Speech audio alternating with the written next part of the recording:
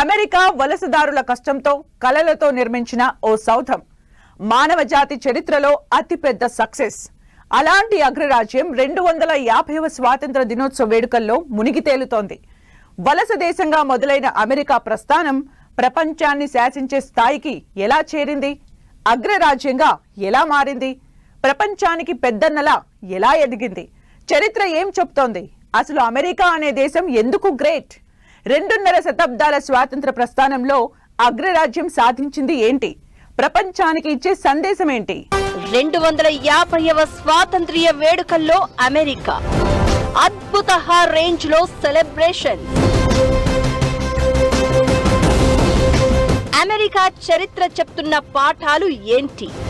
వలస దేశం అగ్రరాజ్యంగా ఎలా ఎదిగింది? ఇప్పుడు ప్రపంచాన్ని ఎలా శాసిస్తోంది? ప్రపంచానికి పెద్దన్నగా ఎలా మారింది? కోట్ల మంది కలలకు వేదికగా అమెరికా. అసలు అమెరికా ఎందుకంత గ్రేట్? అమెరికా ఆ దేశం మాటే శాసనం.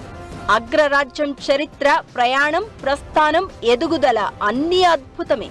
తను ఎదుగుతూనే కోట్ల మంది కలలకు చిరునామాగా, వేదికగా మారుతోంది. ప్రతి రంగంలో ప్రపంచంపై తనదైన ముద్ర వేసిన అరుదైన ఘనత అమెరికాది.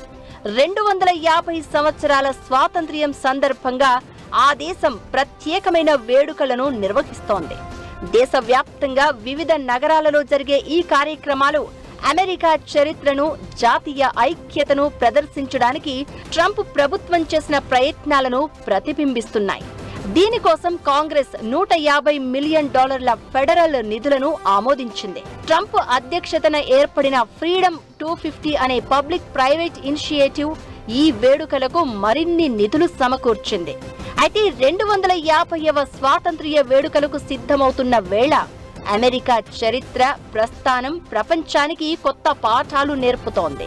బ్రిటన్ వలస పాలన నుంచి విముక్తి పొందుతూ 1776 జూలై 4న 13 రాష్ట్రాలతో ఓ చిన్న దేశంగా అమెరికా ఏర్పాటైంది. ఒక చిన్న దేశం ప్రపంచానికి ఒకటిగా ఎదుగుతుందని ఎవ్వరూ ఊహించి ఉండరు బహుశా. 2.5 శతాబ్దాల్లో అన్ని రకాలుగా విస్తరించింది అమెరికా. సమకాలీన ప్రపంచ చరిత్రలో అమెరికా ఒక దేశం కాదు, ఒక ప్రయోగం అనే మాట ఉంది.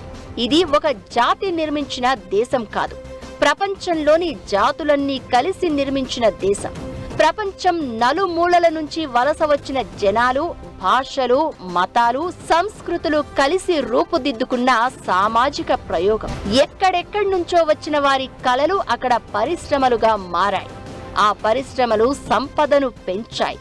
ఆ సంపద పరిశోధనలకు బలమిచ్చింది. దీంతో ప్రపంచాన్ని మార్చే ఆవిష్కరణలు వచ్చాయి. అందుకే అమెరికా అగ్రరాజ్యంగా ఎదిగింది. స్వాతంత్ర్యం దక్కించుకున్న మొదట్లో అమెరికా సైలెంట్ గా ఉండేది.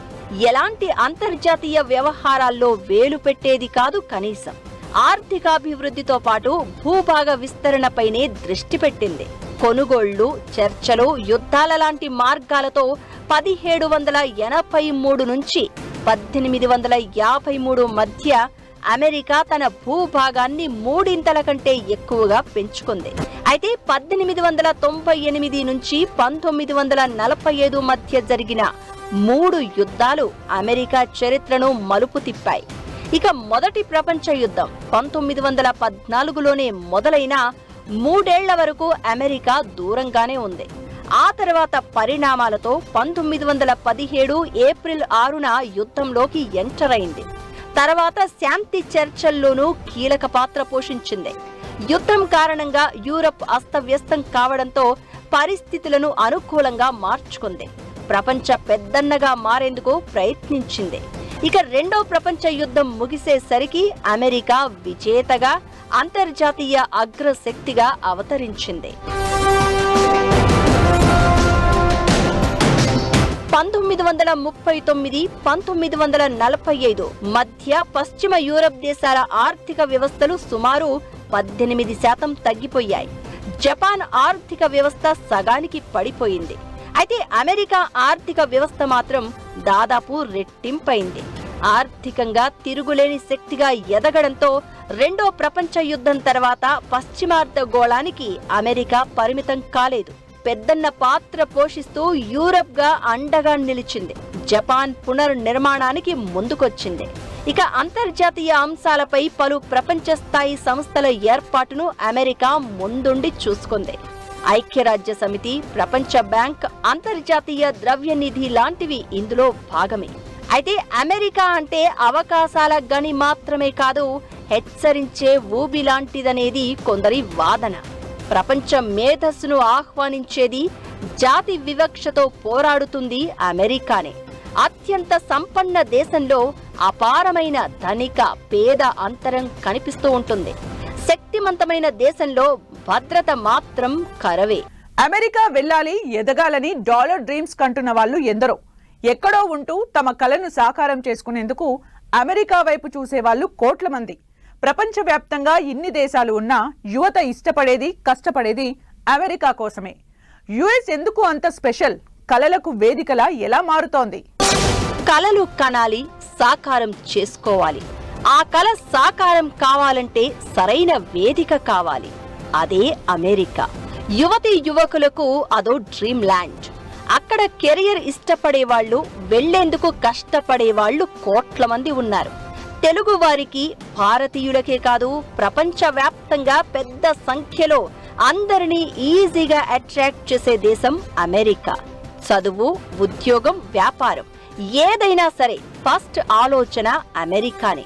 1776లో ఇంగ్లాండ్ మీద యుద్ధం చేసి స్వాతంత్ర్యం సాధించిన అమెరికా ఈ 2.5 శతాబ్దాల్లో ప్రపంచంలో ఒకటిలా కాకుండా ప్రపంచానికి ఒకటి అనే స్థాయికి ఎదిగింది.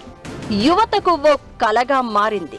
ప్రపంచానికి పెద్దన్నగా మారిన అమెరికాను ఆ హోదాకు తీసుకెళ్లింది, అక్కడ కూర్చోబెట్టింది ప్రపంచమే. వివిధ దేశాలకు చెందిన చాలా మంది అమెరికాలో స్థిరపడి ఆ దేశాన్ని గ్రేటెస్ట్ ఆల్ టైమ్ గా చేశారు.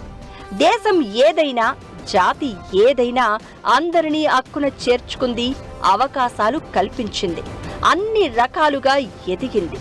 అమెరికా అనేది వలసవాదుల కష్టం మీద నిర్మించిన అద్భుత భవనం. ఎంతమందినైనా మోసే పుష్పక విమానం లాంటిది అమెరికా. అందరినీ ఐక్యంగా ఉంచడంలో, అందరికీ సమాన అవకాశాలు ఇవ్వడంలో అమెరికా సక్సెస్ అయింది. అదే ఆ దేశ అభివృద్ధికి కారణమైంది. అమెరికాలోని అతిపెద్ద కంపెనీల జాబితా ఫార్చ్యూన్ 500లో 45% కంపెనీలు వలసదారులు, వారి పిల్లలు స్థాపించినవే. అమెరికాలో $1 బిలియన్ లేదా అంతకంటే ఎక్కువ మార్కెట్ విలువ కలిగిన స్టార్టప్లలో 55% వలసదారులు ప్రారంభించినవే. ఇక అమెరికాలో ఏదైనా మాట్లాడేయొచ్చు. ప్రభుత్వ అధికారుల నుంచి ప్రభుత్వాది నేతల వరకు తప్పు చేస్తున్నారని అనిపిస్తే ఏదైనా అనేయొచ్చు, ఎవరినైనా ఎదిరించొచ్చు.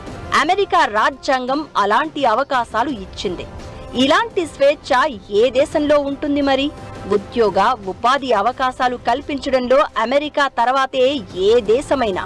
టాలెంట్ ఎక్కడ ఉన్నా ఆర్థికంగా భరోసా ఇస్తూ, వారిని అట్రాక్ట్ చేస్తూ, వారి కలను సాకారం చేసుకునే అవకాశం కల్పిస్తూ దేశ కలలను నెరవేరుస్తూ ఉంటుంది అమెరికా.